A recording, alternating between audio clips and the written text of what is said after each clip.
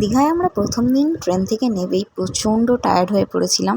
তো সবাই আগে ফ্রেশ ট্রেশ হয়ে জামাকাপড় চেঞ্জ করে তারপরে খাওয়া দাওয়া করে এখানে দেখতে দেখতে পেয়ে গেছিলাম অরুণ আইসক্রিম। তো আমাদের ওখানে অরুণ আইসক্রিম অনেক খুঁজেছি, কোথাও পাইনি।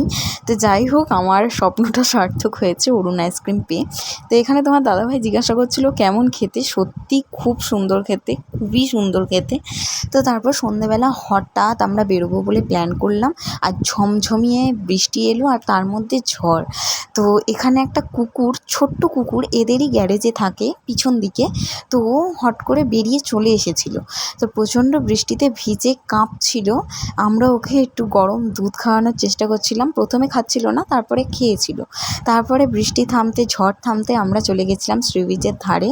তারপরে একটু খাওয়া দাওয়া করেছিলাম। তারপরে এই সি বিচের ধারে এই ওয়েদার, ওফ, মনের যত ক্লান্ত সব দূর হয়ে গেল।